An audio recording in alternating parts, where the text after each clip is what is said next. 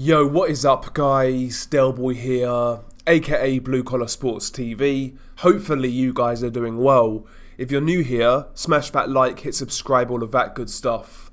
So Gervonta Tank Davis stops Mario Barrios in the 11th round of a really good fight. Going into this fight, the fans were kind of mixed in their reception to this fight. Some people saw this fight as a cherry pick. Of course, going into this fight, Mario Barrios was a WBA regular champion, and in my opinion, he's like a fringe top 10 level contender. He's decent, but not elite.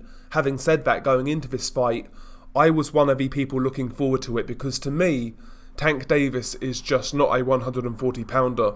He's far too small. Too small for the elite guys in my opinion anyway. And yeah, in my mind, I don't believe Tank Davis can beat the elite at 140. But going into this fight, I was even questioning whether Tank could be a fringe guy like Mario Barrios. You know, Barrios much bigger, much longer, decent power, decent fundamentals. So going into this fight, I had no problem with it. In fact, I was looking forward to it. And to me, this fight delivered, to tell you the truth. It's the most invested I've been in a Tank Davis fight since the Jose Pedraza fight, so I was on board with this fight before it even happened. But yeah, this fight started out interestingly, I guess. Mario Barrios was trying to maintain range and keep Tank Davis at arm's length, which obviously made sense. He's the much taller, longer man, and I felt in the first 6 rounds he did a pretty good job of doing that. Most of those rounds were competitive, but for me, a lot of those rounds were being fought at Barrios' distance, at Barrios' tempo, and, you know, at the halfway point in this fight, I've got to be honest, I felt Mario Barrios was ahead. In fact, you know, midway through this fight, Floyd Mayweather was kind of getting on Tank and being a bit critical of his performance, and basically telling Tank that he needs to step it up, and that's what I saw. I felt Tank Davis in the first 6 rounds was a little too circumspect. He wasn't taking enough chances. Don't get me wrong, he was landing some good shots here and there, but to me those shots were too few and far in between. And in my opinion, at the halfway stage, I felt Barrios' boxing was slightly more effective. Don't get me wrong, there were still close rounds. Like I said, Tank did land some good shots. I just felt the fight was being fought more on Barrios' terms, more so than Tank. And by the way, Barrios actually landed some good single shots in the first half of this fight as well. But in the second half of this fight, that's when Tank started to go through the gears and be a lot more effective. He was finding a home for his explosive power shots. From round 7 onwards, I felt that Tank Davis was being a lot more purposeful with his work. He was starting to make Mario Barrios back up a little bit, basically from round 7 onwards. And in round 8, that's when Tank Davis's power really started to show through. Tank caught Barrios with a real nice kind of lead right hook, which dropped Barrios. Basically, Barrios dropped his left hand and the southpaw Tank timed that and landed a nice right hook. Barrios hit the deck. I don't think he was too badly hurt, to be honest, but nevertheless, a real good shot by Tank Davis. Mario Barrios beat the count, he got up, he continued fighting. At this point, Tank Davis kind of smelt blood.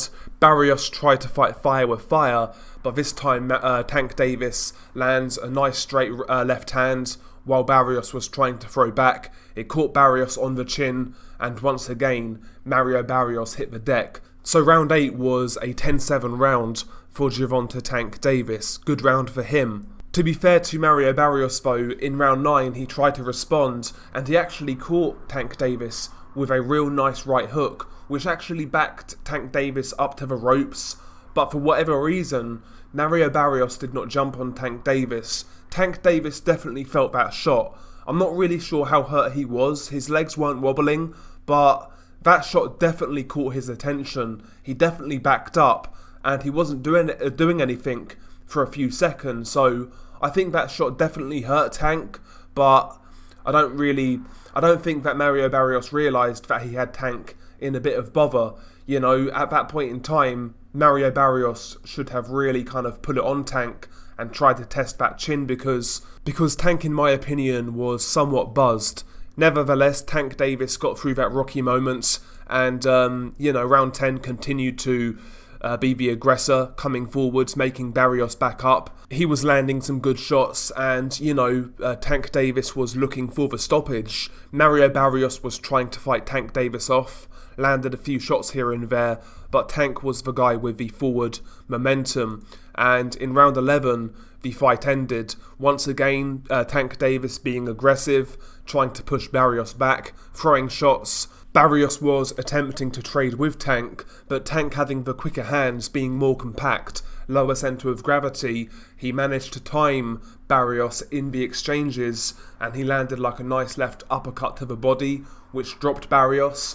Once again though, Barrios beat the count. He was showing great heart, great determination, but the writing was on the wall at this point in time. Barrios beat the count, he continued fighting, Tank smelt blood, went on the onslaught, and he landed a jolting left hand to the head, which kind of buckled Barrios, and then the referee jumped in to stop the fight. So all in all, a pretty good fight in my opinion, competitive. Tank Davis definitely had some problems in this fight, particularly in the first half, kind of got buzzed in round 9. This was the sort of fight I wanted to see from Tank Davis. I wanted to see him answer a couple of questions, and I felt in this fight he did that. Again, I'm not making this win out to be something ultra special, I'm not doing that. Barrios, as I said earlier, is a fringe top 10 level contender, but Tank Davis for me is not a 140 pounder at all, he's too small. So for me, a guy as small as Tank going up to beat someone like Barrios, who's a fringe contender, is still somewhat of a good win. So I give Tank Davis credit for this victory. I think it's his second best victory after Jose Pedraza, to tell you the truth. And ultimately, I really enjoyed this fight. I really enjoyed it. Good competitive fight, and Tank Davis was the victor in the 11th round. And all in all, a solid performance by Tank Davis. Now, where does he go from here? I mean, before this fight, they were saying, or they was kind of insinuating that this was a one-off, and Tank Davis would move back down after this fight. I do hope that's the case. I think there are fights out there for Tank at 130, at 135. We all know the guys I'm talking about. The likes of Lomachenko, Devin Haney, Ryan Garcia, Teofimo Lopez, Oscar Valdez, Jamel Herring, Shakur Stevenson. These are the sort of names in which I want to see Tank Davis fight. So, after this fight, I hope Tank Davis moves back down to 135 or even 130. And I hope he tries to, build a legacy in those weight classes. I think this was a good win. But ultimately, like I said earlier, I don't believe Tank Davis belongs at 140, to tell you the truth. I know he beat a big guy in Mario Barrios, but Mario Barrios is a fringe top 10 level contender. Guys like Josh Taylor, Regis Prograis, Jose Ramirez, these guys are on a completely different level to Mario Barrios. Even someone like Subriel Matias, in my opinion, would dispatch of Barrios in a relative easy fashion. So, yeah, Tank needs to leave 140 alone. Good win, go back down and try and fight some of these guys in and around those weight classes. But yeah, share your thoughts below. What did you think of this fight? What did you think of Tank Davis's performance? I'm intrigued to know. Share your thoughts below. Peace.